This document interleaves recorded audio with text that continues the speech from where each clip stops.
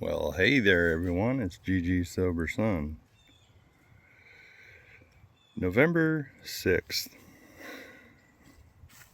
I've always got to find some water somewhere. Got a little koi pond here. Just outside of. Where am I? Here in Tennessee today.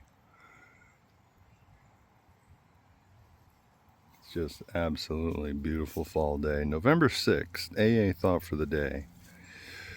Fear and worry had me down. They were increased. They were increased by my drinking.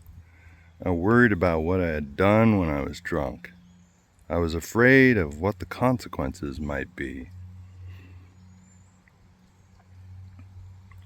I was afraid to face people because of the fear of being found out. Fear kept me in hot water all the time. I was a nervous wreck from fear and worry. I was a tied up bundle of nerves. I had a fear of failure, of the future, of growing old, of sickness, of hangovers, of suicide. I had a wrong set of ideas and attitudes. When AA told me to surrender these fears and worries to a higher power, I did so. I now try to think faith instead of fear. Have I put faith in place of fear? And if you've been listening a while, you know that my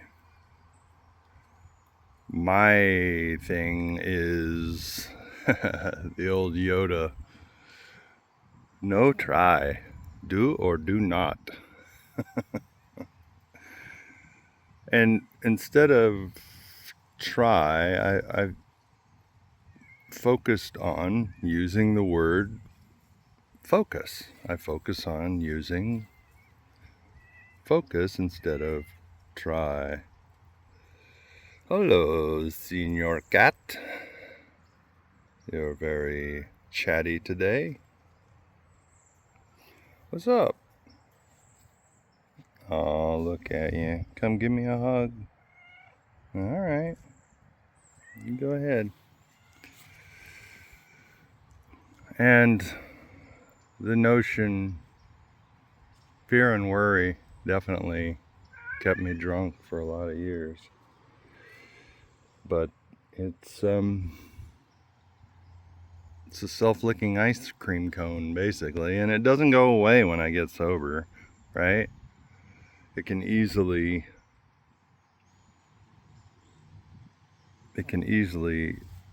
increase. I've got a loved one right now that's calling and texting me, seeing things, who's trying to, who has abstained from alcohol, and it has increased their fear.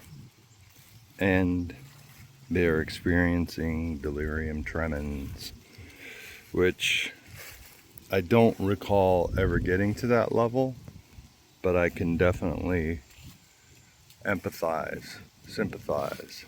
I had a bad dream one time when I chose not to drink because I had an appointment the next day. I had a really hard time sleeping. I thought people were strangling me, that kind of thing.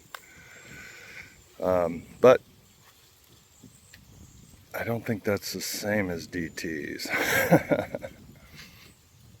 But that the fear of getting in trouble was always a big thing for me. And I think that fear did inform me that my drinking was getting out of hand and I was going to eventually do something that might end my career. And so fear can be helpful, you know? And Fraidy cat, what are you doing? Just brought a friend up who was afraid his anger was going to harm his family. And so brought him up to a psych facility here in Tennessee, and I'm just going to go ahead and take a couple of days to as a mini vacation, sort of spur of the moment mini vacation. So, and one of the things that I would normally do when I go away is isolate, not explore, and is he going to pounce? That wasn't a pounce. But and not enjoy myself. I forget to enjoy myself. It was just an experience. It wasn't a relaxing experience. So this time I got a sort of an Airbnb on lovely grounds here.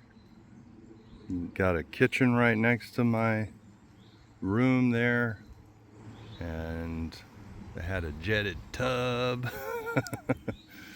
They had car charging for my car, and then I get this view of the mountains. Man, life is good these days. When I acknowledge my fear and I press forward, press on, I get to enjoy life so much better. Meditation for the day. Spiritual power is God in action. God can only act through human beings. Not true. God does act through human beings, that's wonderful, but He can't only act through human beings. Whenever you, however weak you may be, allow God to act through you, then all you think and say and do is spiritually powerful. It is not you alone who produces a change in the lives of others. It is also the divine spirit in you and working through you. Power is God in action. God can use you as a tool to accomplish miracles in people's lives. And I really believe that whether or not I'm living out of my true identity, right? God can use my character defects to create miracles in others, right? But I do know that for sure that my higher power wants me to be in community. That's where we find our identity in community. It's affirmed through community. And that's the beautiful part of it.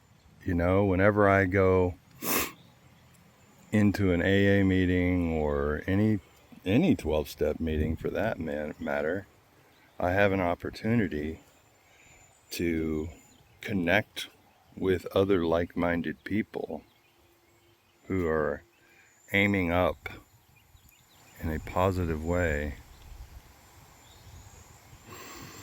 And I get to hear how God expresses Himself through them and to them. And then I get to think about my relationship with God and what that looks like, right?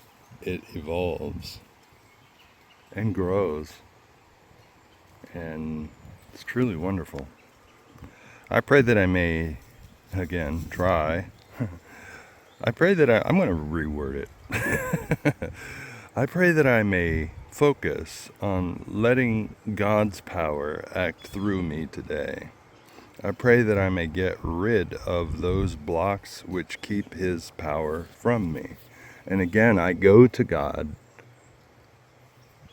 to get rid of because I can't. Right? That's one of those things where I can't. He can.